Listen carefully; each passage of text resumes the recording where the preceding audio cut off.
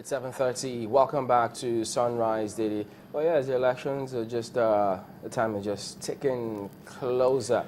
Today we'll start off looking at what should be the key focus, or what should some of the key focus be ahead of this election. Mr. Sina Fagbenro-Byron joins us now. He's a development expert, and then to take a look at some of these matters this morning. And thank you for coming on today. Thank you for having me.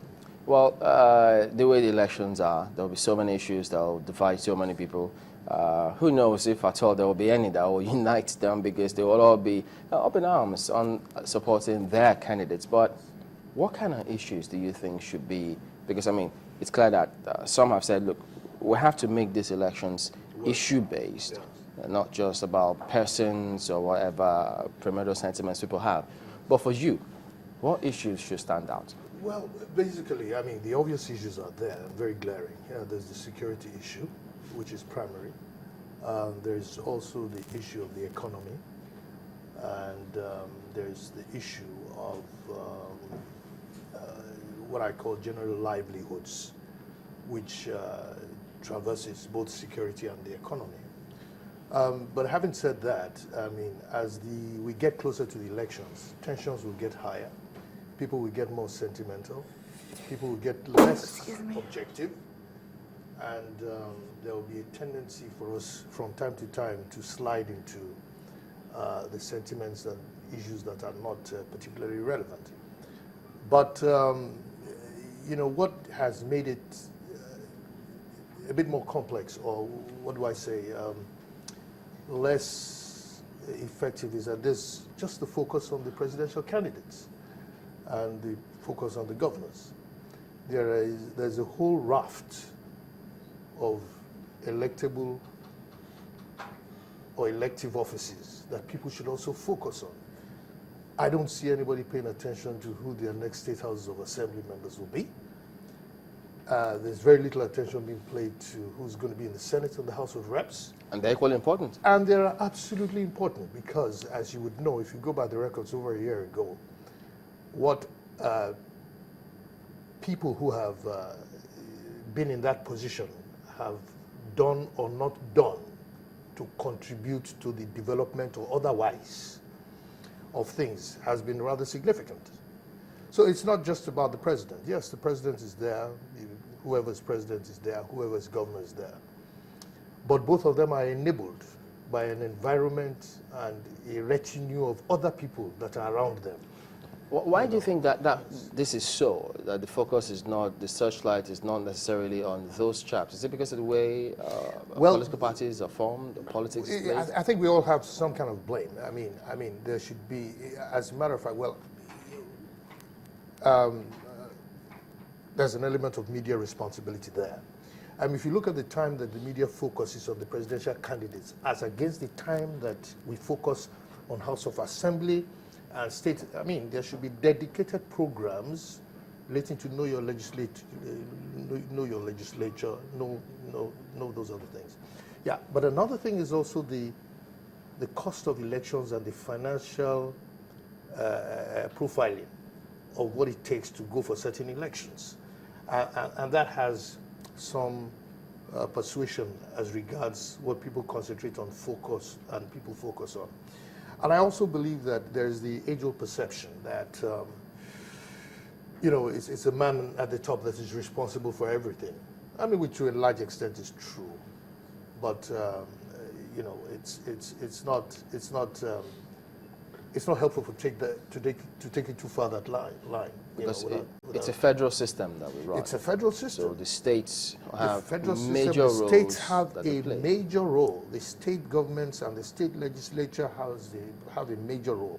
Nigeria is moving into a situation whereby it's becoming obvious that the management of this country has to be somewhat decentralized, somewhat managed in a form and way that, you know, the federating units, the subcomponents, have a greater responsibility, you know. And if the people do not realize that you manage a country like Nigeria in components, if you mismanage the subcomponents, you cannot get it well with the totality of the place. So I think we should give equal, attention to both. You know, I think talking about attention now, Yes.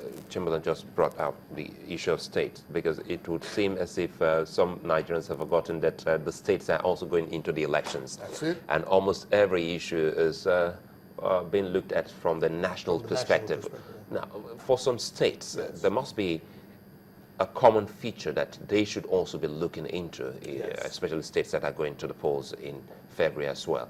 Absolutely. What do you think would be those issues that we should also be looking at, irrespective of what geopolitical zone that state is? Absolutely. Well, in a way, the geopolitical zone, too, provides some kind of commonality in terms of social, economic, demographics. So, in a way, you could also compartmentalize the states into different regions, and then for that region, you can look at what the issues are in that region. When the president was making a speech some time ago, he did mention that there were certain issues in the south, particularly the southeast, as against what the challenges were in the north, being things like commercial kidnapping, things like that. The southwest here, too, we have our own issues, too. There are certain things at the state level that people should, at least we should focus on. We should focus on the environment. We should also focus on things like the public service. What are state public services on about? Are they actually meeting? What is the perception of people in terms of their state public services? How well are our governors either driving reforms or ensuring that public services are being delivered to the people? Because it's not the president in Abuja that's going to pick up my dustbin outside my house here. And neither is it anybody from Abuja that is going to sort out what's happening in the roads or in the local security, stuff like that. There are issues of health. There are issues of education. There are issues of, for people in the private sector, within the state, there's access to finance and things like that, that we should look in the state. Of course, every state has a unique issue, which is born out of what's happened to it maybe in the past 8, 10 years, or 4 years, and what they expect in the future. I think you just nailed it in mentioning the public service, which to me, I think is the engine room of every government. Absolutely. But we haven't done well in restructuring that particular sector of our national life, have we? We have not done well. Unfortunately, we haven't done well. We haven't done as we should.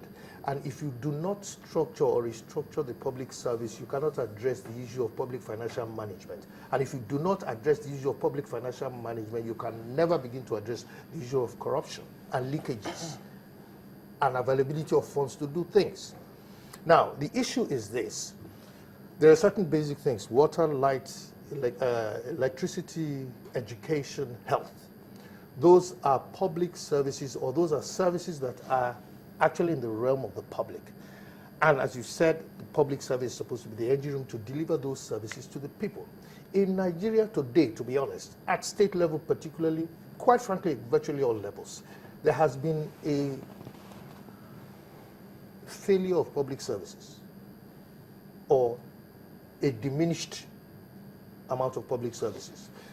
Send letters to governments, doesn't come back, have responses. There are some governments that are doing well. But if you really take a look and take an X-ray into the public services, because that's a vehicle with which we should work. But a lot of people ignore that, and they look at just the political level, they look at the political class. And, that's where we miss an opportunity, actually. I've been listening to your thoughts, but for me, the question is, so far, have we been able to have an issues-based discussion in terms of what has dominated the polity from 2011 till now, but most especially from 2014 till now? Well, we haven't as much, because a lot has been wrapped up in a lot of sentiment. You make a point and they ask you where you're from. You make an issue and they ask you what motivates that. And what are the issues and who is supposed to moderate those issues? And this is where, with every sense of responsibility, civil society, the press, and leaders of thought should be able to start determining. And probably this is why we need to listen to some of the other candidates who are probably not as popular, but who are shouting from the rooftops and making some sense. And maybe we should start engaging. I think the Nigerian people should lead the discussion. I mean, look, there are certain, the issues, they evolve as time goes on, but they're pretty much the same. I mean, they're pretty clear to everyone.